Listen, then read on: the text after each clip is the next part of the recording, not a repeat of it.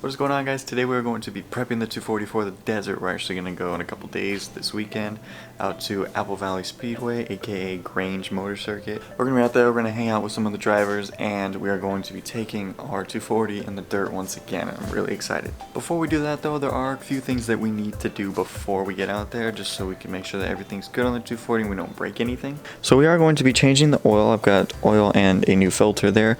We probably only have like 1,500 miles on the oil that's in the motor right now, but I'm going to change it anyways. And while we're doing that, we're also going to be taking off the front driver's side coilover, because I think when I put it back together, I put it back together wrong and it's really getting annoying. So I'm going to take it apart and put it back together the correct way, and that should solve that issue. And after that, I want to see if I can get the miles on my AEM dash to read correctly, because we have probably maybe 63,000, maybe 64,000 miles. I'll probably set it to like 65,000 miles if I can figure it out.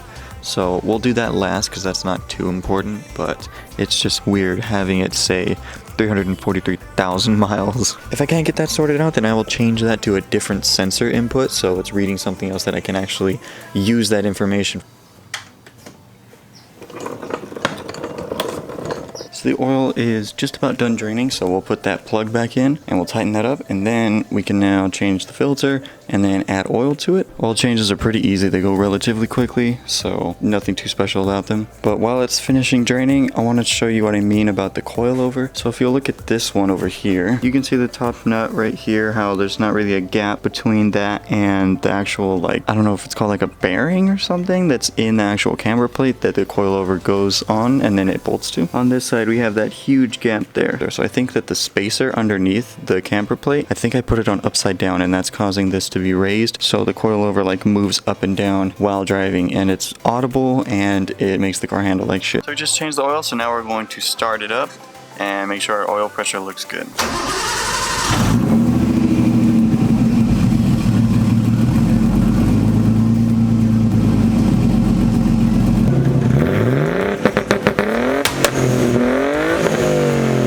But now we can take the tire off and we can take the coilover out and we can mess with that. So I got the coilover out. It's real simple. There's 2 bolts there that go onto here on the spindle, and then there are 3 up top right there, you can see, and that's where the camber plate goes. So this right here, that is flipped upside down, so we have to take this bolt off. So I'm using this vice grip to hold the actual like shaft of the strut, and then we are going to take the impact to that nut right there, and then that should take that off, and then we can take everything off, switch it, and then put it back on.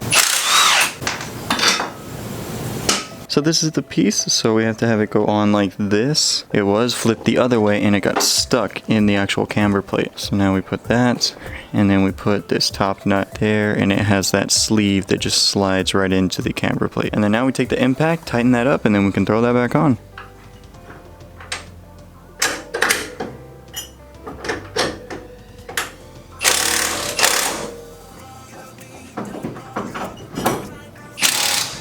So now that the car's on the ground, I already checked the oil and we are good, so that's awesome. So now we'll take this laptop and we'll plug it into the dash, and we'll see if we can get that figured out. And then we'll go for a little drive and make sure that our oil pressure is reading correctly. So I didn't really have any luck, so I ended up just changing that to intake temp, so we can monitor that, I guess. So there we go, guys. We have our intake temp down there, bottom right corner. So now we can start the car up and go for a little drive.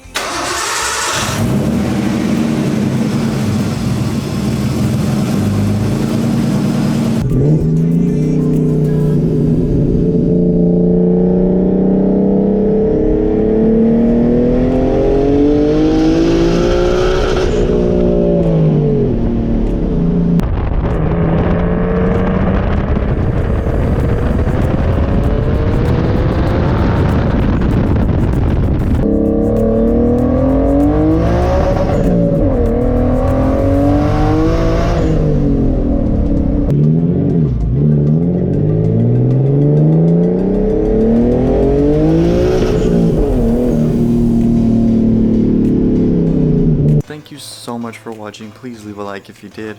Comment down below. Let me know if you saw anything that I missed on the 240. A couple people have actually helped me out by commenting things that I didn't pick up. Any comment is appreciated, and if you just want to say you like the car or you don't like the car, feel free to comment doesn't matter. Just, leave a comment below. And then hit that subscribe button, and I'll see you guys next time. Peace.